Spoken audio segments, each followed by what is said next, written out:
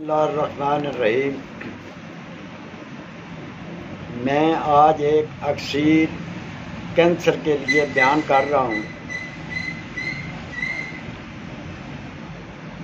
آپ رس کپور 4 تولے لے لیں، دال چکنا 3 تولے، شنگرف 2 تولے، سمبل فار کانی سفید 1 تولہ اور ہڑتال برقیہ 6 گرام، پارا 6 گرام، توتیا 6 گرام، مردہ سنگ 6 گرام، سونا مکی 6 گرام، نشادر 6 گرام۔ ان سب کو کھرل کریں۔ کھرل کر کے اس کے بعد اس میں 1 پاؤ تمے کی بیل کا پانی اس کے ساتھ تھوڑا تھوڑا ڈال کے کھرل کریں اور اس کو خشک کر لیں۔ جب یہ خشک ہو جائے اس کے بعد سوانجنا کا پانی نکال کے اس کے پانی تھوڑا تھوڑا ڈال کے 1 پاؤ یہ ختم کر دیں۔ سوانجنے کے پانی سے کھرل کر کے ختم کر دیں۔ اس کے بعد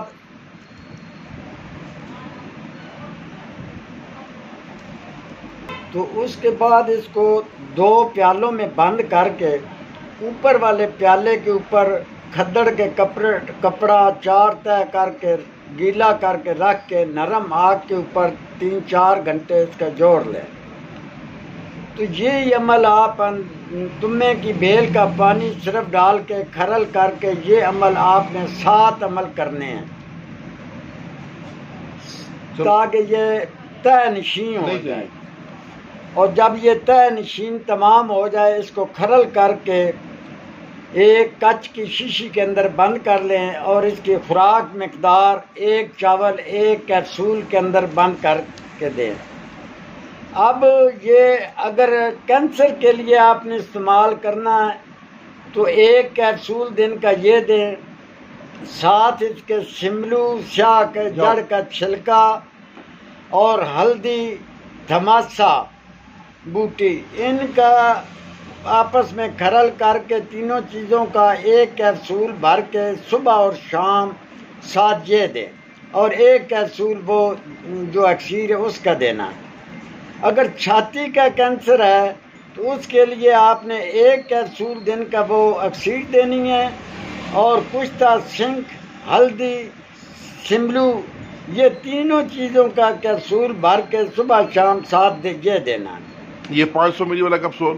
جی 100 ملی والا۔ 100 ملی والا، اچھا جی۔ دماغی رسولی کے لیے آپ نے اگر دینا تو درخت سرس کی چھال، کشتہ سنکھ، سملو، ہلدی، اور یہ 100 ملی والا کیپسول بھر کے ارک دھماسا کے ساتھ دینا ہے۔ ارک دھماسا کی تفصیل ایسے ہے: دھماسا 1 پاؤ، سملو کا چھلکا 1 پاؤ اور ہلدی ثابت 30 گرام، سونڈ 30 گرام، کالی مرچ 10 گرام، یہ 2 کلو پانی کے اندر پکا لیں۔ جب 1 کلو رہ جائے تو اس کو ٹھنڈا کر لیں۔ 1 کپ اس پانی بھی ساتھ یہ کیپسول صبح اور شام اور 1 کیپسول آپ نے وہ دینا ہے اکسیر کا۔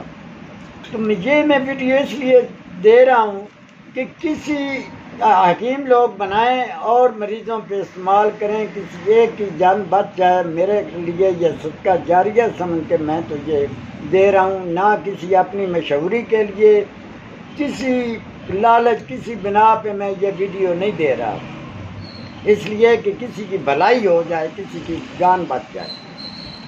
جزاک اللہ۔ اللہ حافظ۔